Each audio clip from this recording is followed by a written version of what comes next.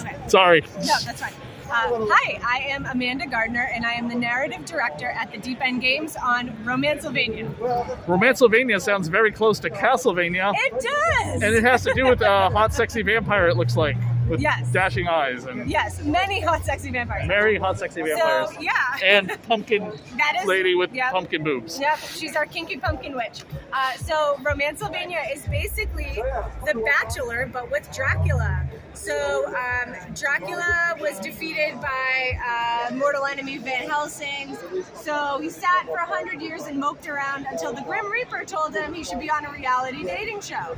And so basically Drac is traveling the countryside of Transylvania looking for hot monsters to put on his reality show. So it's fun because you can play as a male or female presenting Dracula. There are a dozen sexy monsters. You can romance any of them. It doesn't matter which body you chose. You can romance any and all of them. You can also befriend the monsters. We have an incubus, a succubus, a genie, a mummy, a werewolf. We've got all sorts of sexy monsters. What's funny is we were just talking about my Dracula. I also have a succubus comic book coming out. Nice! Yeah, she's a private detective.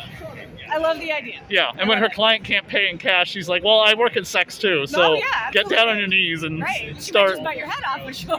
Yeah.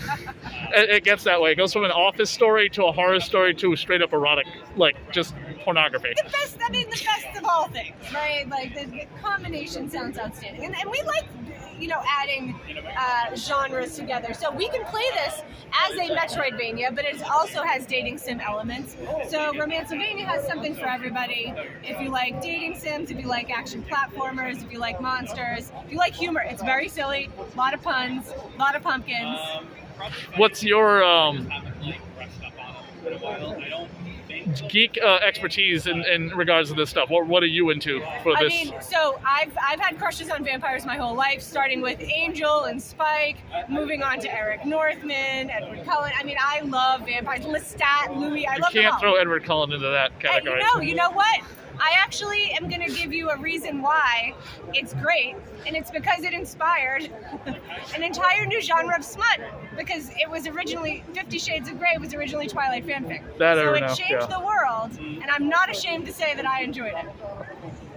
This seems like there's a lot of vampire stuff again coming out, and a lot of it's getting canceled, unfortunately, but it comes out and then it's like, nope. Showtime canceled that. No, they canceled that. And you're like, wow, what is happening? I haven't seen the new... Too much at once, I think. Vampire Chronicles, I haven't seen that. That got renewed. That's fine. Renewed. I should check it out. I am. What We Do in the Shadows is going to end. Oh, it's my favorite. But that needed to end after 5 seasons. That didn't need to go on and on and on. Yeah. Let's not turn everything into Supernatural. I'm done with New Colin Robinson. I love the show. It's really funny. Yeah. This last season was a big divide on fans, but...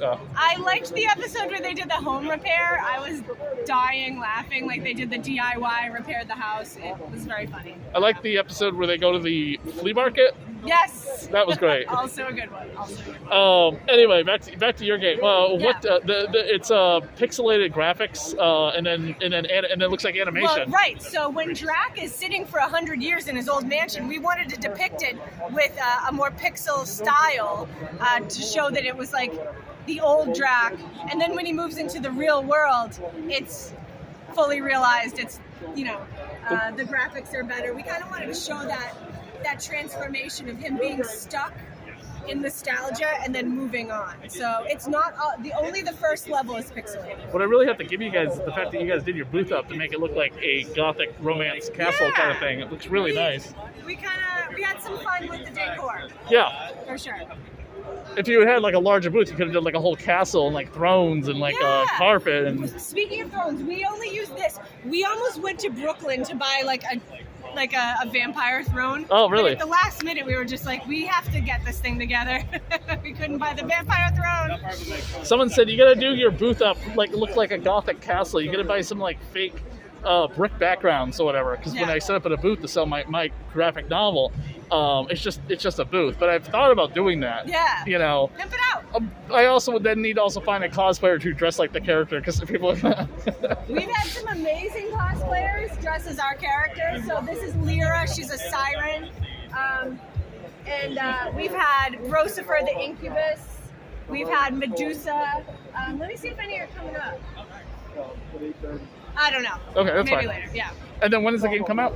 The game came out last week. Okay, it came out last week. It just came out. It launched on PS5, Xbox Series SX. It's on Steam, Steam Deck, Epic Game Store, and it will be coming to Switch and PS4. And a physical edition too. And a physical edition through Limited Run in a few months. Cool, awesome. Well, thank you so much. It was so nice meeting you and talking Yes, with you. you too. Thank you.